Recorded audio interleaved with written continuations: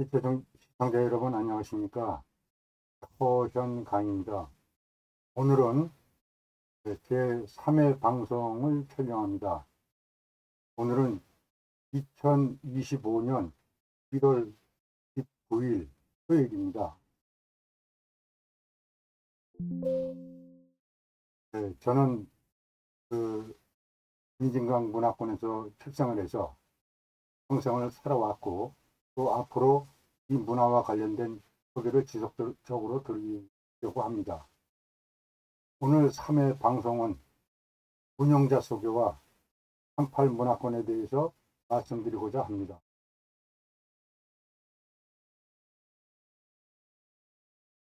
우선 운영자 소개부터 드리고자 합니다. 일개 유튜버가 굳이 자기 소개까지 할 수 있는 필요가 있느냐, 이렇게 생각하실 수도 있어요. 그러나 저를 아예 밝히고 가는 것은 제가 살아온 역사가 특이했고, 또 여러분들이 이해하지 못할 저를 어느 정도 구사하고 이상하게 볼 수도 있고, 그래서 아예 제 신분을 밝히고 가기로 이렇게 마음먹었습니다.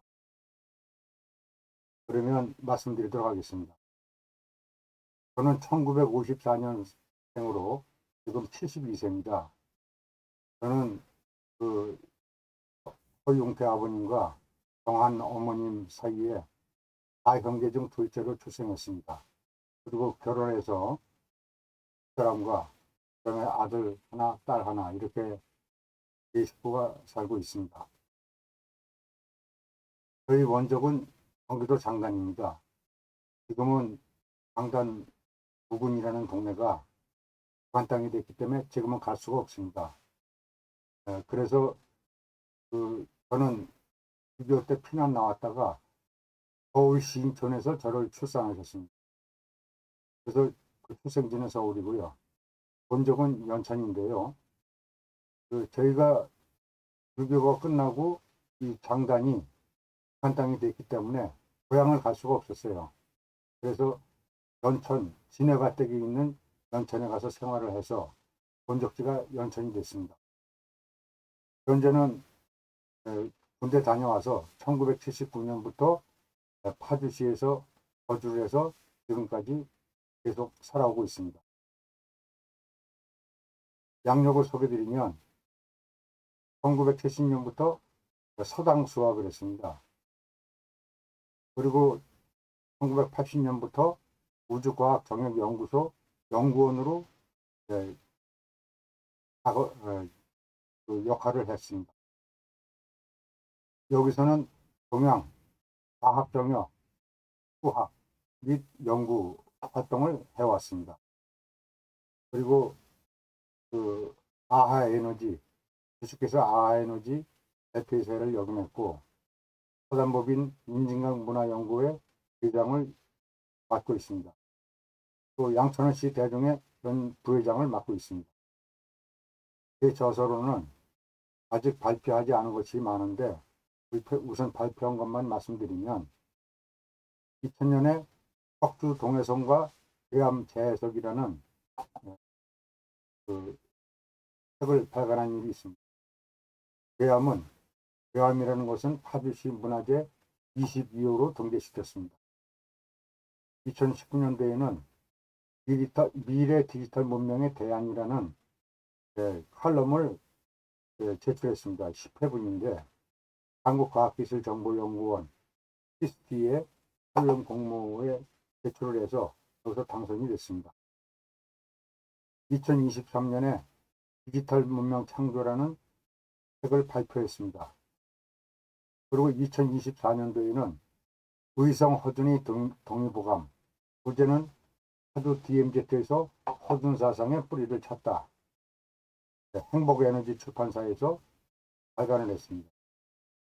간단하게 제 양력을 말씀드렸습니다.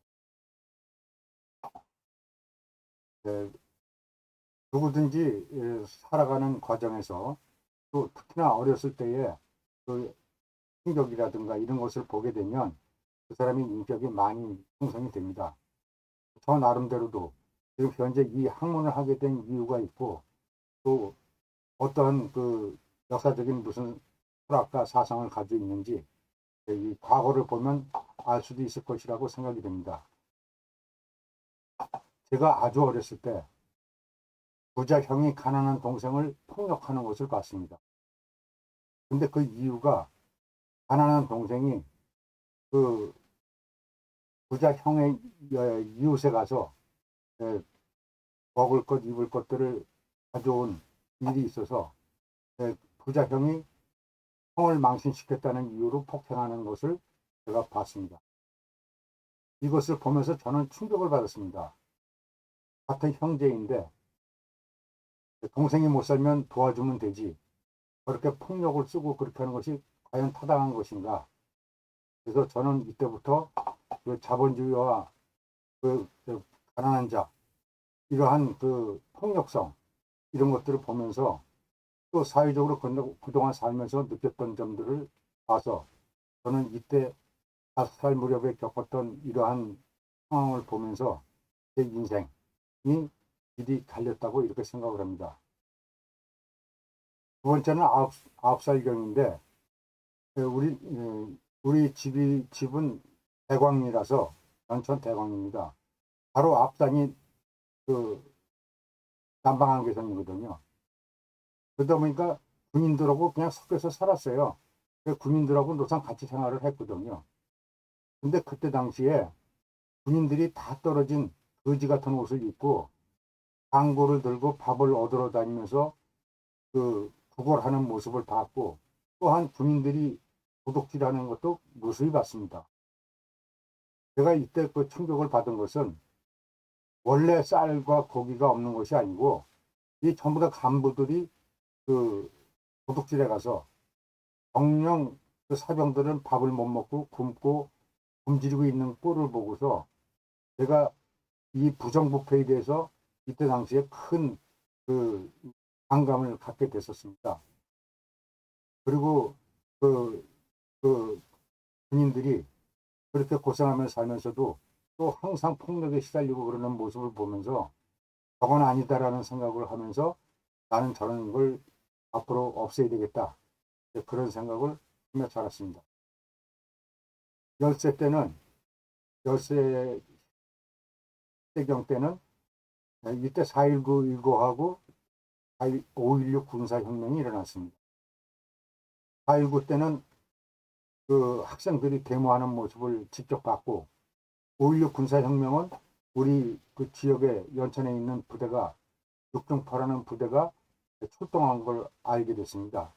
그래서 그걸 보고 5.16 군사혁명을 보면서 이런 일도 생기는구나 하는 거를 이때 내가 느꼈습니다. 그리고 그 초등학교 다니고 중학교 다니고 할 무렵에 BMZ에 살다 보니까 남북한 군인들이 서로 죽이는 모습을 봤습니다. 그 바로 옆집에 사는 그 친구 아버지가 그때 중대장이었었는데 그 북한 괴뢰군들이 넘어와서 그 군인들을 몇 명을 죽이고 갔어요. 그때 이제 희생이 된 거죠. 그 일이 있고 나서 얼마 있다가 또 남한 군인들이 북한으로 넘어가서 인민군들을 또 죽이고 또 넘어왔습니다. 제가 이런 걸 보면서 이런 사상투쟁에 이러한 불합리성, 그 다음에 인명경시, 이런 걸 보면서 앞으로 사상투쟁이 없는 그런 사회를 만들어야 되겠다.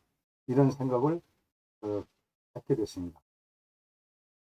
그 다음에 제가 15세경, 이게 중학교 다닐 때 얘기입니다. 저는 중학교 다니면서 정기교육 포기를 결심했습니다. 그리고 중학교를 졸업하고서는 진학을 안 했습니다. 그때 부모님은 진학하라고 굉장히 도 하고 그러셨는데 저는 제가 결심한 바가 있어서 안 한다고 말씀을 드렸습니다. 그래서 안 하게 됐는데요. 제가 포기한 이유가 있습니다. 제가 살면서 이제 포기한 이유가 두 가지인데요.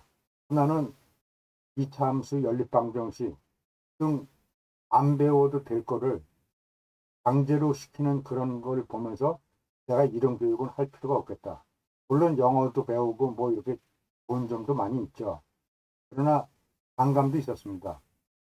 그래서 제가 정기교육을 안 받겠다고 이제 결심한 동기가 그거 하나가 있고, 또 한 가지는 IQ 검사에 있습니다. 제가 IQ 검사를 했는데 그 IQ가 79가 나왔어요. 그 IQ가 79가 많은 건지 적은 건지 저는 그때는 그걸 몰랐습니다. 그냥 그런가 보다 하고 넘어가고 있었는데, 어느 날 집에서 이렇게 그림책이 있는 걸 뒤척이다가 보니까 동물의 IQ가 나오더라고요. 근데 동물의 IQ를 뭐 코끼리, 뭐 고양이, 개, 뭐 이렇게 보니까 개가 79더라고요. 그 그림을 보다 발딱 일어났어요. 내가 개하고 같은가? 그래서 그때 이제 그 전시 교육에 대한 그런 반감을 이제 갖게 돼서 학교를 그만두게 됐어요.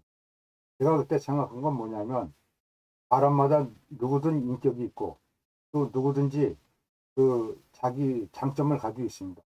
모든 사람은 장점이 있기 때문에 그, 그 장점을 이해해주고 그래야지, 그 멀쩡한 사람을 대 IQ에 대비되는 그런 IQ 검사하는 걸 보고서 제가 정규교육을 포기하게 됐습니다. 그리고 17살 때 그 서당에서 한문을 배우게 됐어요. 제가 학교 교육을 포기하고 농사를 지니까 부모님께서 사람은 교육을 받아야지 그렇게 포기만 하면서는 안 된다. 그래서 그때 그 서당에 얘기를 해서 저를 서당에 다니게 했어요. 그래서 몇 년 동안 다니면서 한문을 배우게 됐어요. 이것이 제가 이제 이 교육을 하고 제가 동양학에 빠져들게 된 계기가 됐죠.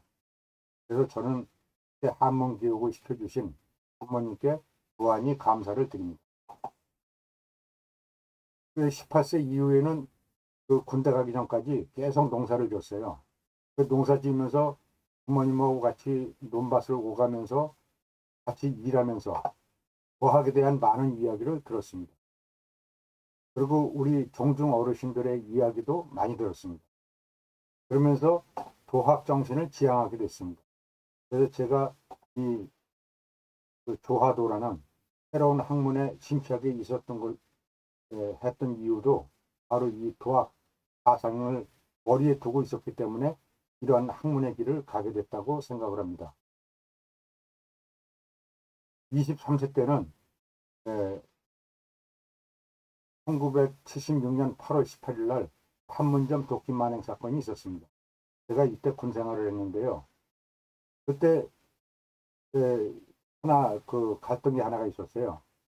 아까 말씀드렸듯이 저희 집은 관지역이고 아버지 삼형제분 빼고 나머지는 전부 다 고향에 그냥 있었어요. 그 얘기를 부모님한테 많이 들었거든요. 그런데 막상 전쟁한다고 편을 지급하고 이제 이렇게 전쟁 상태로 들어가다 보니까 북한에는 내 형제들이 있는데 내가 이거 총을 쏴야 되나? 라는 갈등을 겪은 적이 있었습니다.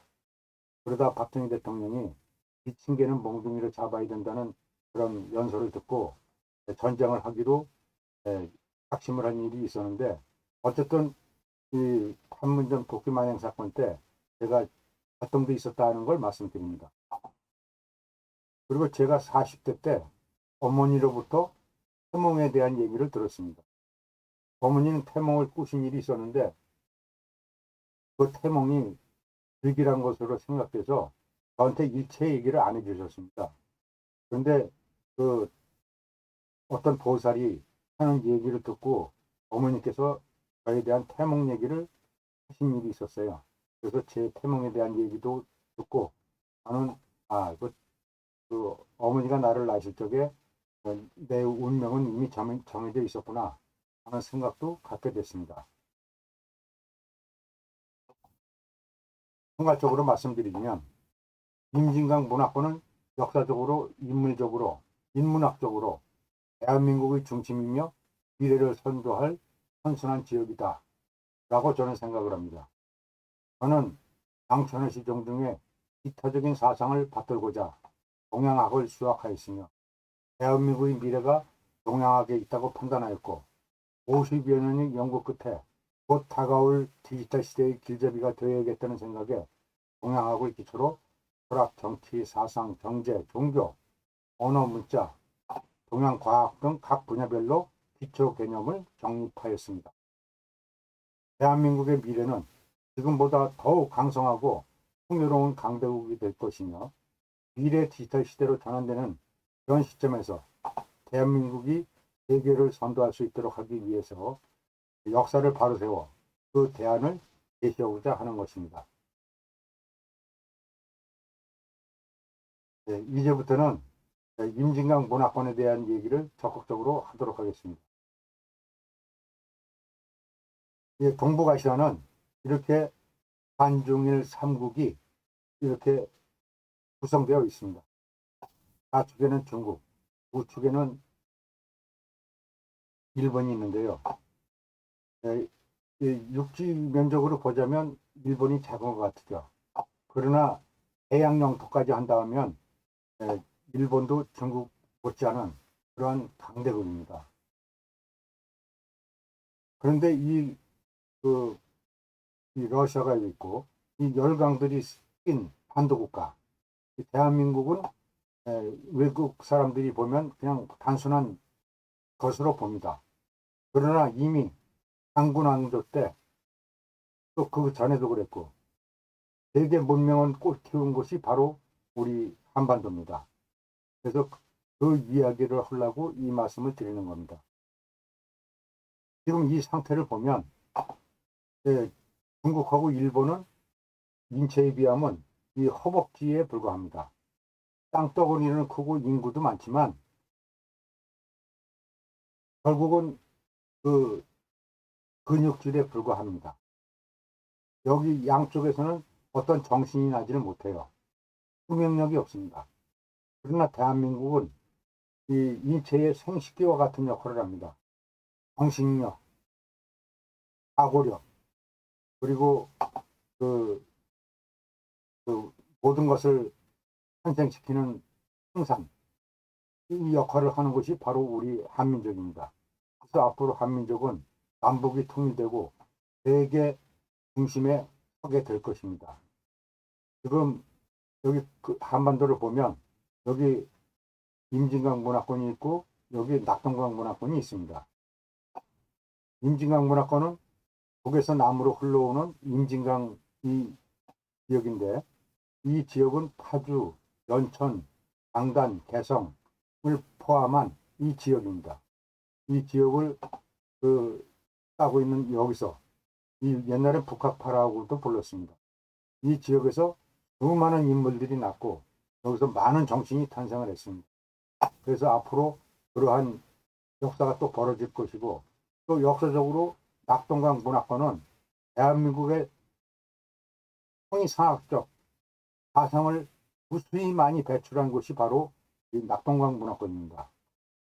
그래서 이 대한민국이 앞으로 세계의 중심국이 될 것은 바로 이러한 위대한 사상가들이 있는 땅이기 때문에 그러한 그 학문을 배출할 수 있다고 저는 생각을 합니다. 그러면 이것이 지금 그 빨간 선이 38도선이고 요 붉은 점선이 휴전선입니다. 지금 이 모양을 보면 38도선하고 휴전선하고 만나는 딱 그 자리, 그 자리가 한 군데가 딱 있습니다. 여기가 뭐냐면 명칭은 고랑포 지역이고요. 고랑포라는 포구가 있죠, 임진강에. 그리고 여기에 바로 정순왕릉이 있습니다. 이 6.25 전이나 후나 군사본거선이 바로 그 자리에 있는 자리는 바로 이 자리밖에 없습니다. 그리고 6.25가 끝나고 이 북쪽은 붉은색이 그 공산주의가 들어서게 됐고 이 남쪽은 푸른색 민주주의가 살게 됐죠. 그래서 지금 현재 분단된 상태로 있는데 앞으로 이런 분단된 상태가 사라지고 여기가 세계 문명의 중심지가 되는 그런 날이 올 것입니다. 그러면 우리 38선은 우리 한국만 있냐? 그게 아닙니다. 이 38도선이 계속 이어지면 일본의 도쿄, 교토를 포함해서 저게 중국의 황하문명 등 이 서역까지 쭉 이어서 38도선이 이어지죠. 그런데 이 문명의 모든 이 북반구에 있는 이 38도선에서 세계의 모든 문명이 다 이 38도선을 중심으로 이루어졌습니다. 한국도 원래 그 6.25가 아니 그 미군이 진주에서 38도선을 긋기 전에 원래는 39도선에 하려고 그 참모들이 보완을 다 했어요. 그러면 39도선은 어디가 되냐면 평양 바로 밑에가 됩니다. 그런데 그때 링컨이라는 장군이 그러지 말고 38도선에다 고라. 왜냐하면 38도선은 세계 문명선이니까 이 문명선에 맞춰서 고라. 그렇게 돼서 우리 38도선이 그래서 생긴 겁니다. 그런데 정작 이 38도선은 세계 문명선이 이렇게 되어 있습니다. 여기 미국에서도 보면 여기 로스앤젤레스, 샌프란시스코 사이를 지나죠. 또 뉴욕과 워싱턴 사이를 지나죠. 그러니까 미국에서 나중에 생긴 모든 패권이 여기서 발생을 하고 있잖아요. 그 다음에 여기 이집트 문명, 아라비아 문명, 인더스 문명, 황하 문명. 그 다음에 여기 일본에도 고대 문명이 있었습니다. 일본의 고대 문명이 지금은 바닷속에 가라앉아 있는데 나중에 이거 밝혀질 것입니다. 그리고 우리 한반도에도 뱀의 문명이라는 문명이 있었습니다. 그것도 이제 앞으로 밝혀질 것입니다. 저는 그 문명토가 어디 있는지 알고 있습니다. 그래서 그 문명을 지금은 못 밝히지만 후에 밝힐 것입니다. 그래서 여기 그리스와 로마도 문명이 있었습니다. 그래서 세계의 문명선이 바로 이 38도 선에서 일어났다는 것을 아셔야 됩니다. 그래서 문명선을 보면 바로 지금 내가 말씀드린 것과 같이 이 38선을 통해서 황하 문명, 인도스 문명, 메소포타미아 문명, 이집트 문명, 그리스, 로마, 뱀의 문명, 일본 이러한 문명선이 있다는 것을 말씀드렸습니다.